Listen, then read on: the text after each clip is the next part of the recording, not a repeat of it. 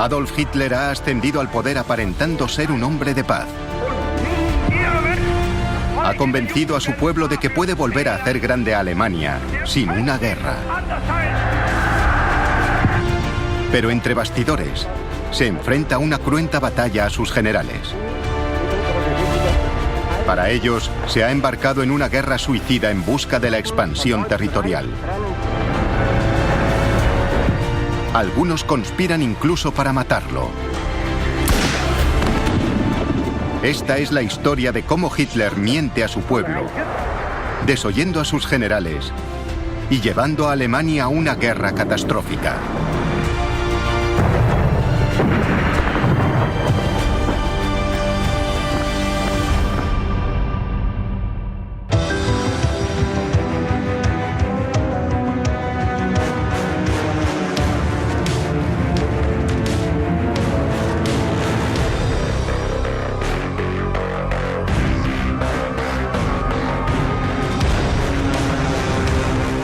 El ascenso del partido nazi, preparándose para la guerra.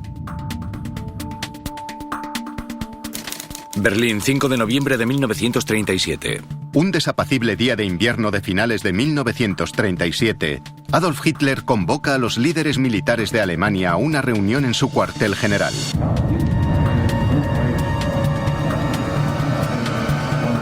Están presentes figuras importantes, como el general Werner von Blomberg, ministro de la Guerra de Alemania,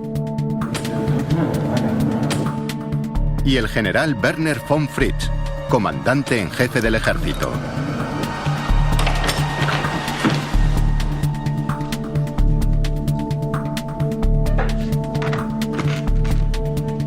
Creen que acuden a una reunión rutinaria.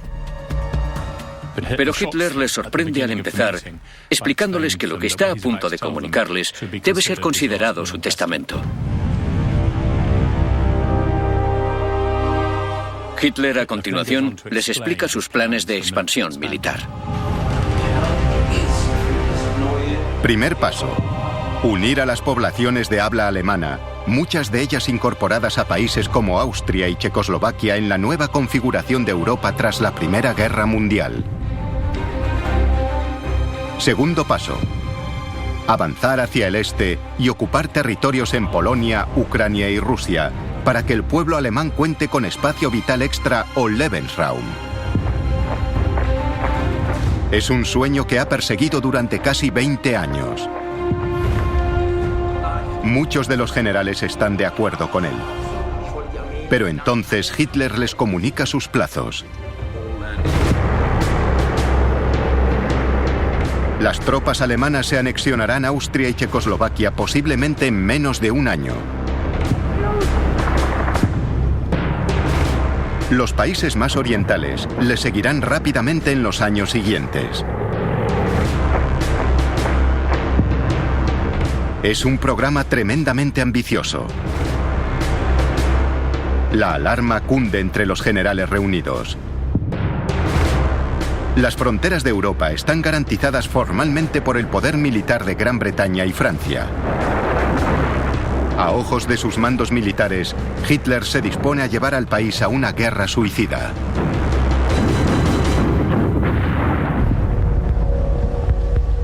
Cuando salen de la reunión, lo hacen con un considerable recelo e inquietud. Lo que les preocupaba era que no creían que las Fuerzas Armadas de aquella época, finales de 1937, comienzos del 38, estuviesen preparadas para la guerra. De hecho, consideraban que estaban pésimamente preparadas. Y decidieron que uno o dos de ellos al menos deberían transmitir esa opinión a Hitler.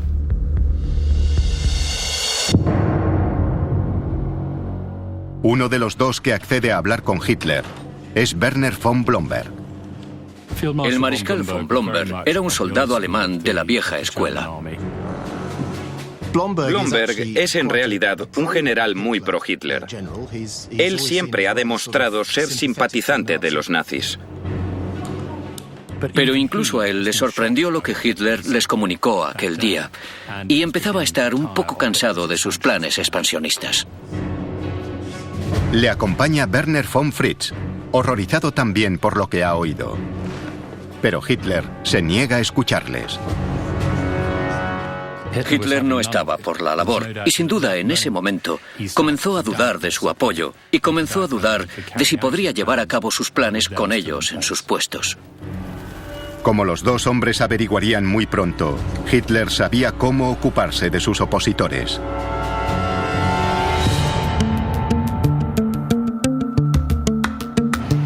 Diciembre 1937. En las oficinas de la Gestapo en Berlín, un agente revisa los archivos policiales. Su objetivo no son comunistas ni disidentes. Es von Blomberg.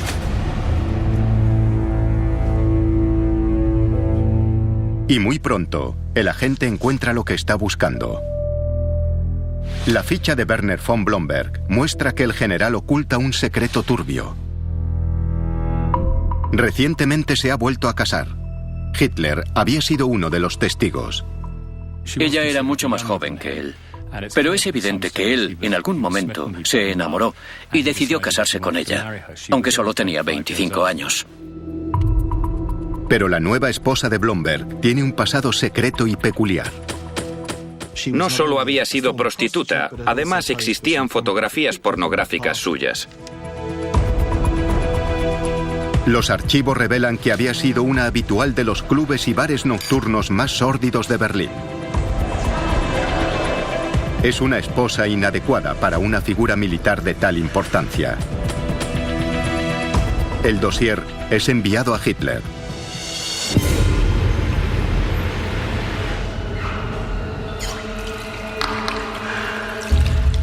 Hitler, famoso por su mojigatería, se escandaliza. Había una anécdota que circulaba por Berlín, y es que Hitler se puso a lavarse compulsivamente porque le había estrechado la mano a esa mujer. Pero al mismo tiempo, aquello encajaba con el propósito de Hitler de librarse de von Blomberg. De librarse de la oposición que había encontrado a sus planes militares.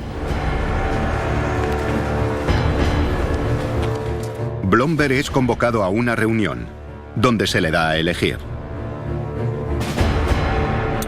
dimitir o que el pasado de su esposa se haga público.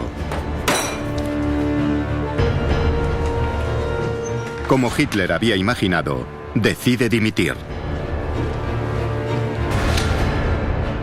Días después, Werner von Fritsch también es convocado a una reunión con el Führer. Aparece misteriosamente un archivo que sugiere que Fritsch había tenido una relación homosexual. La homosexualidad para los nazis era algo repugnante. Y para Hitler, que era tremendamente homofóbico, era algo totalmente inaceptable. Fritsch también se ve forzado a dimitir.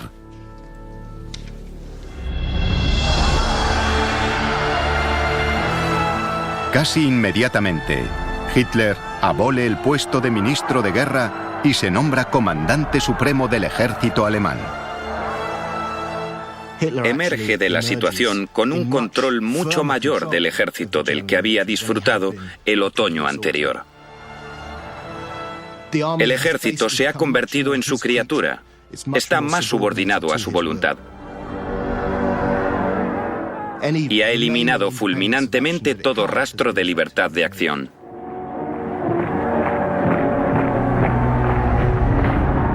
Pero Hitler se enfrenta a un obstáculo.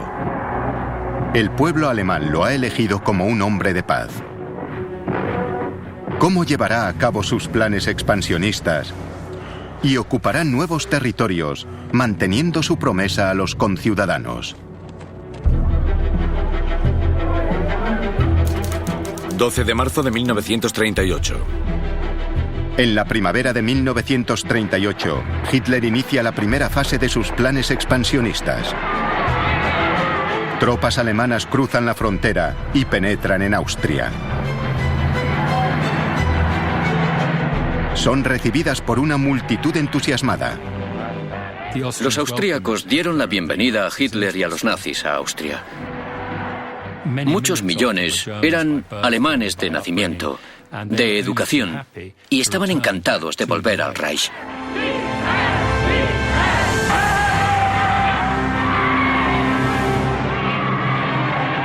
En solo días, Hitler llega a Viena y reclama Austria para su nueva y gran Alemania.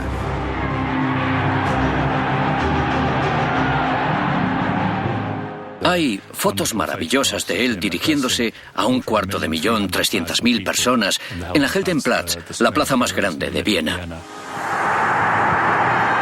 La anexión de Austria, aunque pacífica, es un incumplimiento flagrante de todos los acuerdos internacionales.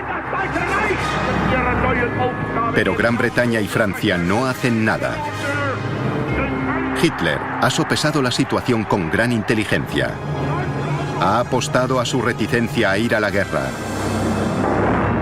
Y ha ganado.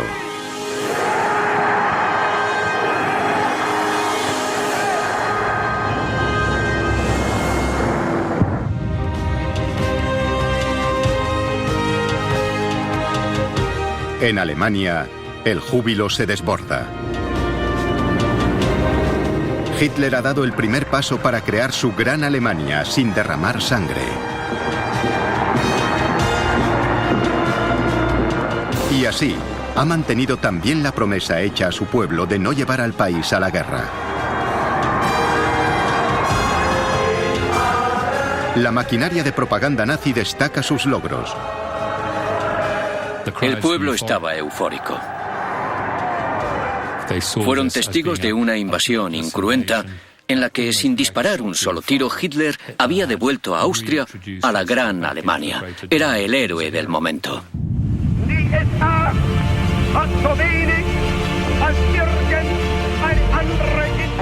Joseph Goebbels, ministro de propaganda de Hitler y confidente, habla por muchos cuando escribe: El Führer es maravilloso, un auténtico genio. Se sienta ante los mapas durante horas y medita. Es emocionante cuando dice que quiere vivir para ver un nuevo imperio germánico.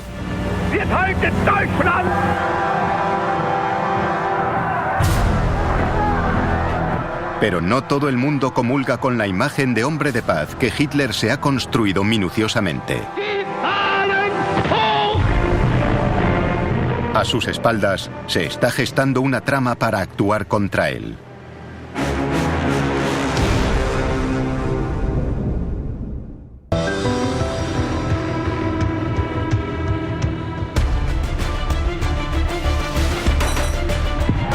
La anexión pacífica de Austria que ha conseguido Hitler le ha otorgado una gran popularidad. Le ha permitido mantener su promesa al pueblo alemán de que no lo llevará a la guerra. Pero en privado, para consternación de muchos de sus generales, planea otra ampliación agresiva de las fronteras alemanas.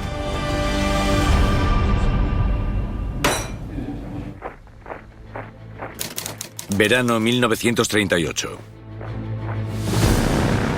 5 meses después de la anexión de Austria, Hitler congrega tropas en la frontera con Checoslovaquia y amenaza con una invasión. El país tiene una numerosa minoría alemana. Buena parte vive en una zona fronteriza, en la zona conocida como los Sudetes. Son el siguiente objetivo en la lista de la compra de Hitler para incorporarlos a la nueva y gran Alemania. En su opinión, el pueblo alemán tenía derecho a vivir unido en un gran Estado-nación.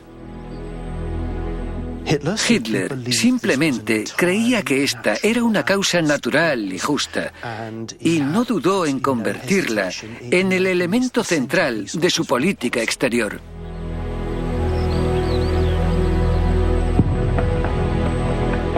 Pero a diferencia de los austríacos, los checos no están dispuestos a entregar territorio a Alemania. Además, la soberanía checa está garantizada por Francia y respaldada por Gran Bretaña. Hitler necesita mantener la ilusión ante el pueblo alemán de que es un hombre de paz. Si hay un conflicto, no puede parecer que ha sido por su culpa. La tarea recae en Joseph Goebbels, ministro de propaganda de Hitler. La maquinaria de propaganda nazi se pone en marcha. Los noticiarios muestran a los alemanes de los Sudetes como un pueblo deseoso de formar parte de la Gran Alemania. Hubo una vigorosa campaña previa de propaganda para sugerir que estas personas estaban perseguidas en el Estado checo, que no tenían los mismos derechos y que su deseo legítimo de convertirse en parte de Alemania les había sido denegado. Hitler fue muy inteligente al contarle al mundo y a su propio pueblo en particular lo oprimidos que estaban los alemanes que vivían en los Sudetes y lo convirtió en una cruzada moral para Alemania. Los simpatizantes nazis en los Sudetes empiezan a causar problemas en secreto. Había un grupo muy eficaz de nazis, de pronazis, que se encargaban de magnificar cualquier incidente represivo sufrido por los alemanes. Es el clásico truco nazi: provocar disturbios en secreto y después asegurarse de que la prensa los recoge. Todos los noticiarios mostraban algún ejemplo de la opresión a los alemanes en los Sudetes. Nuestro pueblo, nuestros hermanos y hermanas están siendo oprimidos espantosamente en los Sudetes. No podemos permitir que continúe, hay que intervenir. Y la ira que se iba acumulando fue una propaganda muy eficaz. Es una estratagema inteligente. Hitler ya puede poner al ejército en pie de guerra, pero afirmando que solo quiere proteger a una población alemana débil e indefensa. Pero no todo el mundo se deja engañar.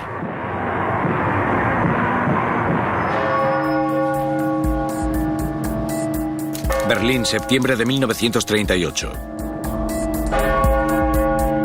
A finales de ese verano, en una catedral de la capital alemana, se desarrolla una escena extraordinaria.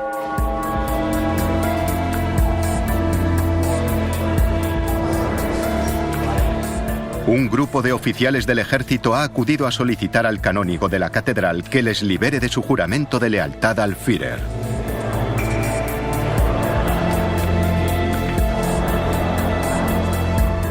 Entre ellos está Hans Oster, coronel de la inteligencia militar alemana. Al principio respaldaba a los nazis. Pero ahora, como el resto del grupo, cree que Hitler está llevando al país a una guerra suicida.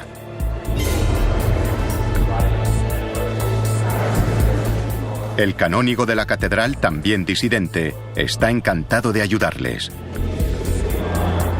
Les dice que Hitler es un tirano y que no tienen obligación de seguirle. Fue un paso muy difícil para estos militares de carrera.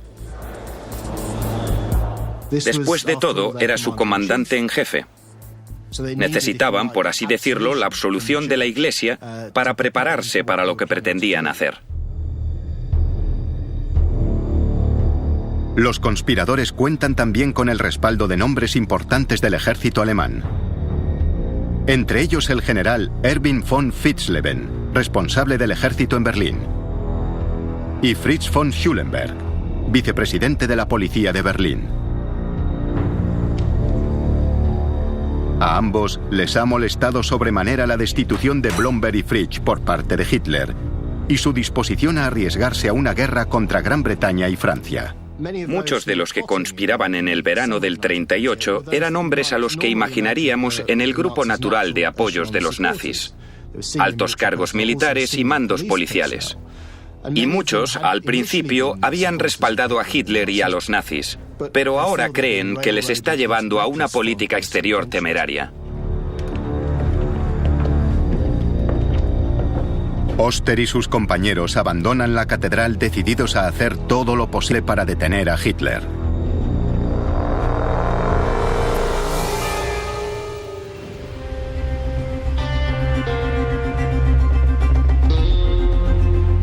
Durante los meses siguientes, los conspiradores elaboran su plan.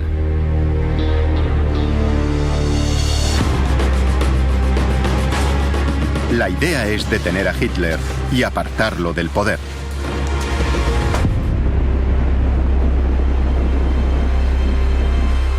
Recorren Berlín, estudiando los lugares en los que podrían emboscarlo.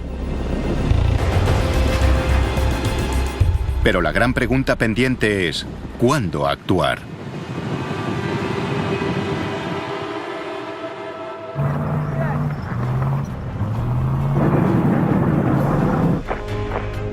Septiembre 1938. Mientras tanto, en la frontera checa, las tropas alemanas continúan preparándose para la guerra. Pero Francia y Gran Bretaña siguen siendo garantes de la soberanía checa. El reloj corre. La guerra parece inminente. ¿Se producirá la invasión de Checoslovaquia? ¿O conseguirán los conspiradores del ejército detener a Hitler antes de que arrastre a Alemania a una guerra? De improviso, se produce un hecho sorprendente.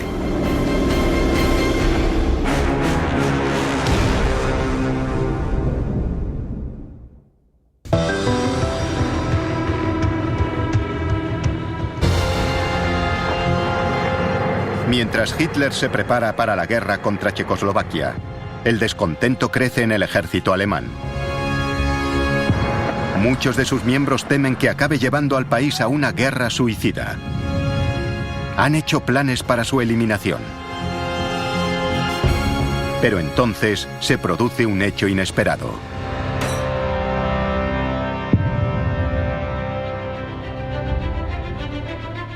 Londres, 15 de septiembre de 1938. En Gran Bretaña, el primer ministro Neville Chamberlain ha observado con alarma el patrioterismo de Hitler. Viaja desde Londres para reunirse con él. Una conversación entre él y yo podría tener consecuencias útiles. La mañana que salió hacia Alemania, una multitud lo despidió en el aeropuerto con vítores.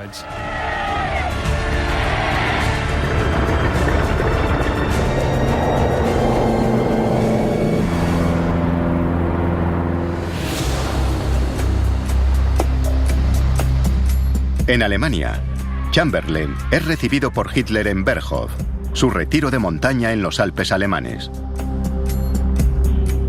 Chamberlain y Hitler son figuras diferentes, les separan 20 años, el uno tiene 69 y el otro 49.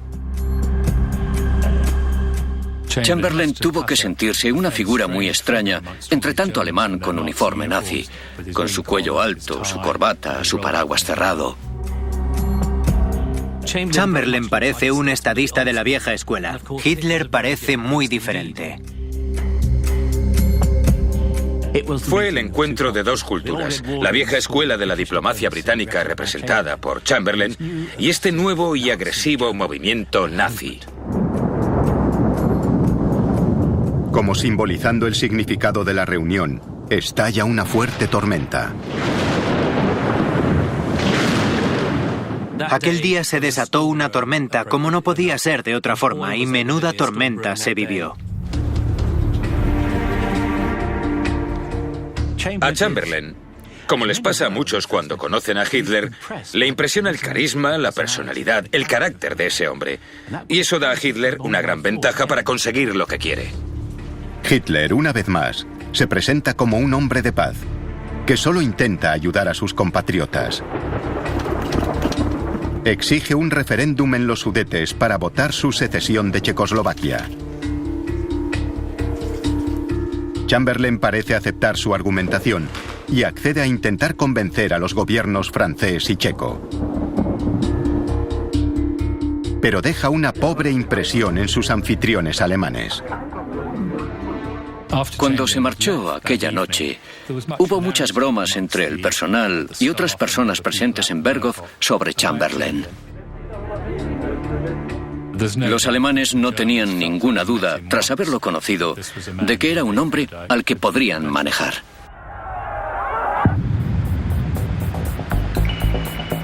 Septiembre 1938. En Berlín, Hans Oster y sus compañeros de conspiración no se dejan engañar por la apariencia de hombre de paz de Hitler. Planean sus siguientes movimientos. Para asegurarse de que no los vigilaban, llegaron a extremos increíbles. Salían a pasear juntos por el parque para ver si alguien les seguía. Un grupo se reunía incluso en las piscinas de Berlín para asegurarse de que sus sombras de la Gestapo se quedaban en los vestuarios. Queda por resolver un asunto importante. ¿Qué hacer con Hitler una vez detenido? La mayoría se decanta por un juicio. Pero no todo el mundo está de acuerdo.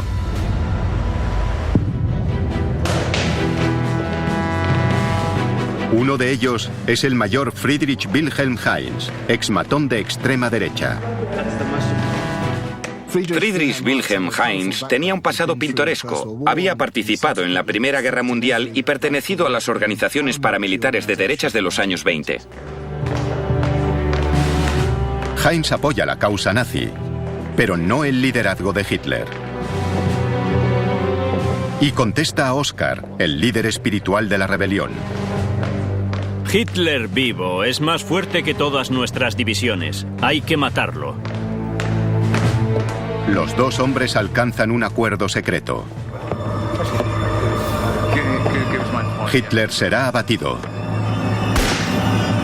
En la confusión del arresto. Ahora hay posibilidades muy reales de que Hitler acabe muerto.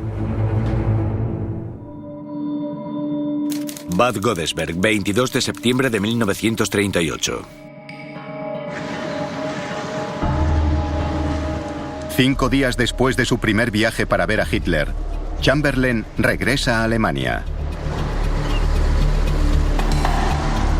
La segunda reunión se celebra en la pequeña localidad balneario de Bad Godesberg, a orillas del Rin. El hotel de Chamberlain, el Petersburg, se encuentra en una orilla del río.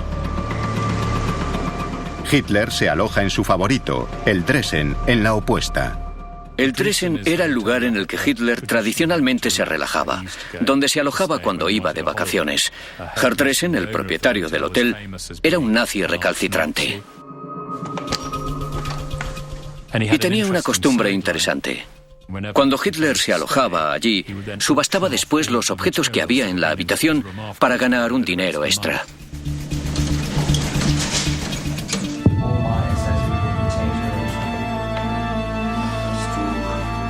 A medida que avanza la reunión, Chamberlain se siente optimista. Dice a Hitler que ha conseguido el trato que él deseaba. Gran Bretaña ha convencido a los gobiernos francés y checo de que acepten la demanda alemana y que se permitan elecciones en los Sudetes para que la población decida si quiere formar parte de Alemania. La guerra puede evitarse. Dicho eso, se recostó en su silla con un gesto que indicaba a que lo he hecho bien. Ante su horror y del resto de las personas que estaban allí, Hitler golpeó la mesa y dijo: no, creo que las reglas han cambiado. Me temo que eso ya no es suficiente. Adoptó una actitud increíblemente histriónica y teatral, espumeando de ira por la boca. Hitler explica a un asombrado Chamberlain que ya no le interesan unas elecciones. En aquel momento fue cuando le llamó histérico, porque era como una especie de perro rabioso. Explica a Chamberlain que la situación en los Sudetes se ha deteriorado. Centenares de compatriotas son asesinados casi a diario. Olviden las elecciones.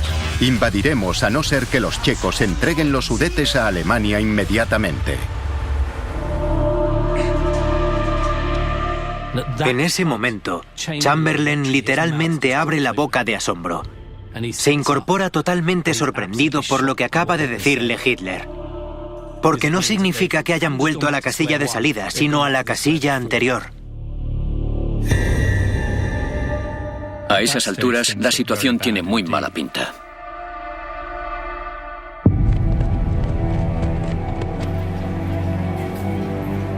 Londres, 24 de septiembre de 1938. Chamberlain vuelve a casa muy alterado. Tiene ante sí una decisión trascendental. debe convencer al mundo de que a Hitler le asiste el derecho legítimo de invadir los Sudetes o llevar a Gran Bretaña a la guerra. Enseguida toma una decisión. Pronuncia ante la Cámara de los Comunes una frase que se ha hecho famosa. La amenaza de invasión de los Sudetes por parte de Hitler es una simple riña en un país lejano, entre personas de las que no sabemos nada.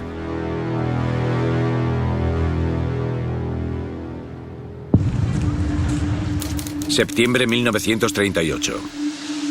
En Berlín, los conspiradores del ejército están convencidos de que Hitler está llevando al país a la guerra. No se pueden creer que Gran Bretaña haya accedido a la última demanda de Hitler. Desesperados por detenerlo, ultiman sus planes. La invasión podría producirse en cuestión de días. En una guarnición del ejército en Berlín, Friedrich Wilhelm Heinz forma un pequeño equipo. El plan es detener a Hitler en cuanto ordene la invasión de los Sudetes.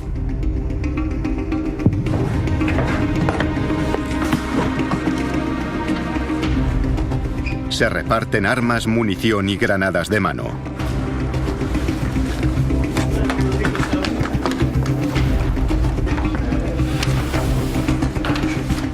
Los conspiradores revisan sus armas.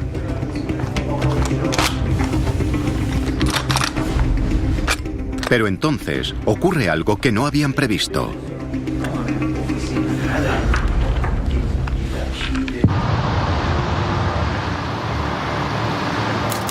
Múnich, 29 de septiembre de 1938. Las grandes potencias europeas, Gran Bretaña, Francia, Alemania e Italia, se reúnen en Múnich en un intento final de encontrar una solución a la crisis de los Sudetes.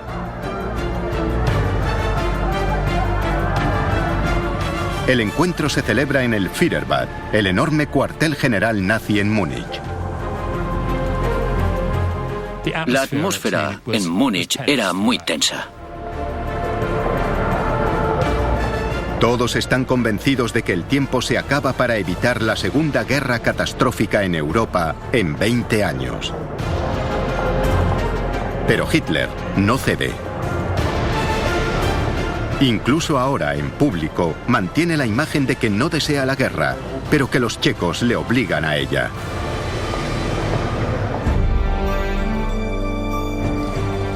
A toda Alemania le preocupa que, a pesar de la fe que tienen en Hitler, este esté a punto de romper su promesa. La realidad era, y lo sabemos por los diarios, que había muchas dudas, no solo en el ejército, sino también entre el alemán de a pie. No se expresaban abiertamente porque no había lugar para hacerlo, pero la ansiedad estaba ahí. Hay una enorme turbación entre el pueblo. Están demasiado aterrorizados para salir y decir esto no está bien. Pero se palpa el miedo a una guerra mundial y a lo que le pasará a Alemania. La paz en Europa pende de un hilo. Entonces, Chamberlain ofrece un compromiso nuevo y extraordinario. Hitler puede quedarse los Sudetes si promete que esta será su última ambición territorial. Hitler responde inmediatamente. Sí, sí. Es la última demanda territorial que haré en Europa.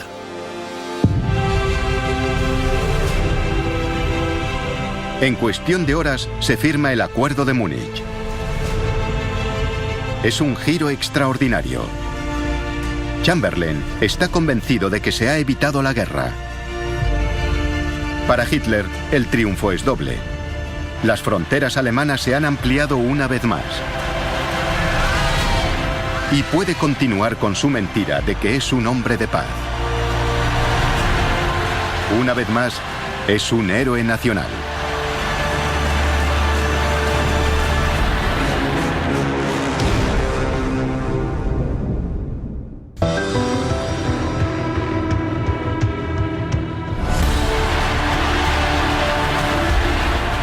Hitler ha engañado al pueblo alemán y lo ha convencido de que es un hombre de paz.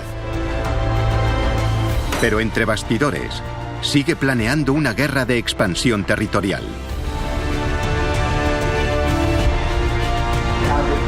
Irónicamente, con el Tratado de Paz de Múnich, se desvanece la última oportunidad de detenerlo.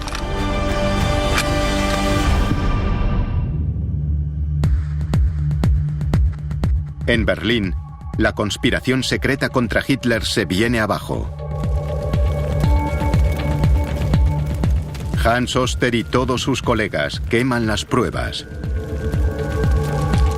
Con la marcha atrás de Chamberlain, han perdido el valor. El liderazgo de la trama se disuelve en la propia estructura de mando del ejército. Hans Oster, el líder de la conspiración, oculta su oposición y continúa como coronel en la inteligencia militar alemana. Friedrich Wilhelm Heinz, que quería matar a Hitler, se alista en un grupo de las fuerzas especiales y combatirá en el frente oriental. El general Erwin von Witzleben es ascendido a comandante en jefe de una división. Fritz von Schulenberg también se pliega a la corriente predominante en el ejército y más tarde será ascendido. La falta de valor de todos ellos lleva consigo que Hitler pueda pasar a la siguiente fase de sus planes expansionistas.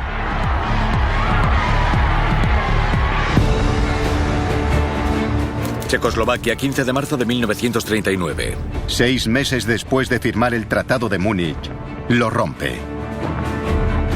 En marzo de 1939, las tropas alemanas atraviesan los Sudetes y ocupan toda Checoslovaquia.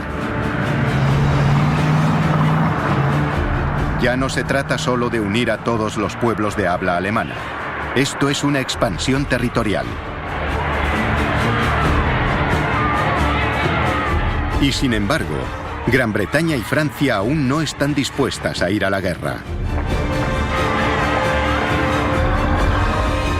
Para el pueblo alemán, parece otro triunfo espectacular.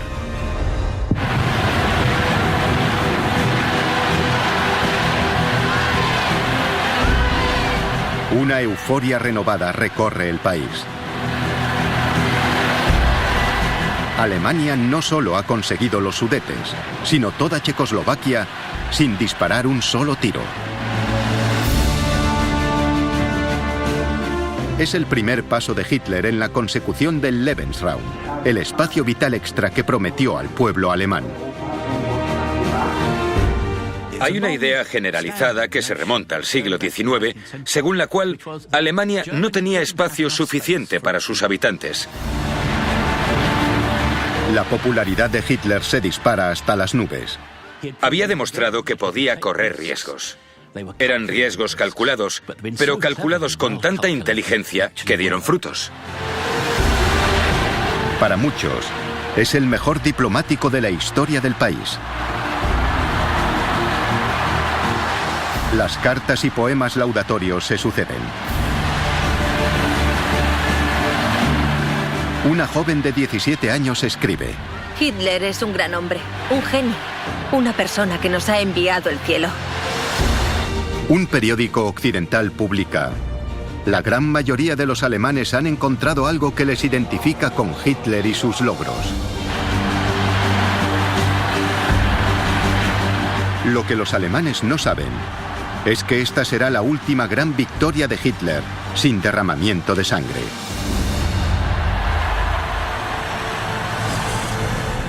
La comunidad internacional estaba indignada. Stalin lo denunció, Chamberlain lo denunció y Francia lo denunció. Hitler va lanzado hacia la guerra. La única forma de detenerlo es creando una alianza militar poderosa. Pero incluso ahora, el pueblo alemán mantiene su fe en que no irán a la guerra. Se equivoca. Polonia, 1 de septiembre de 1939. A primeros de septiembre, un buque de guerra alemán anclado en el puerto libre de Danzig abre fuego contra una guarnición polaca. Mientras tanto, las tropas alemanas cruzan la frontera hacia Polonia. Esta vez, Gran Bretaña y Francia reaccionan. Ambos países han firmado un tratado que garantiza la independencia polaca. No les queda otra opción que acudir en su ayuda. El 3 de septiembre de 1939, 2 días después de la invasión alemana, Gran Bretaña y Francia declaran la guerra a Alemania. Este país está en guerra con Alemania. Lo que Hitler había prometido que no ocurriría, ha ocurrido. La Segunda Guerra Mundial ha comenzado.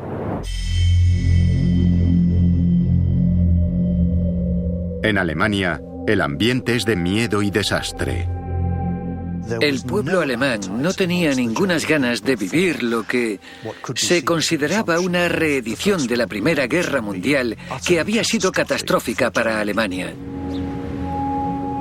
Por los documentos de la época, sabemos que el ánimo en Berlín era sombrío y depresivo. La guerra que confiaban evitar finalmente ha llegado. Pero entonces, rápidamente, el ánimo cambia, porque las fuerzas alemanas aplastan toda oposición. Polonia es derrotada en semanas. El ejército alemán se vuelve entonces hacia el oeste. La guerra se extiende por toda Europa y viene acompañada de más victorias fáciles. Alemania ocupa Dinamarca y Noruega. Es un esfuerzo de guerra conjunto. Son tanques, artillería, todo al unísono. Poco después, las fuerzas alemanas invaden Bélgica y Holanda. Es una guerra nunca vista. Es algo realmente devastador. Es una guerra brutal.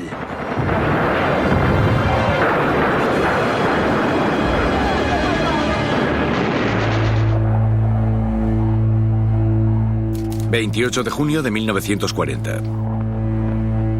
A finales del verano de 1940, Hitler se encuentra en París, al frente de un ejército victorioso. Ha derrotado a las fuerzas conjuntas de Gran Bretaña y Francia. Frente a la Torre Eiffel, proclama: «Soy el mejor estratega de todos los tiempos». Muchos alemanes que habían empezado a dudar de él, vuelven a confiar en Hitler. En cuestión de meses y con bajas mínimas, Alemania ha ocupado toda Europa. Puede que Hitler no haya mantenido su promesa de evitar la guerra, pero al menos ha sido breve. Ha conseguido más territorio del que Alemania había conquistado en el transcurso de toda la Primera Guerra Mundial. Una guerra que duró 4 años y costó millones de vidas germanas. Dice a sus mandos militares: «Nadie ha conseguido lo que yo he conseguido. He liderado al pueblo alemán hasta altísimas cotas». Pero lo que los alemanes no saben es que la guerra dista mucho de haber terminado. La devastación no ha hecho más que comenzar.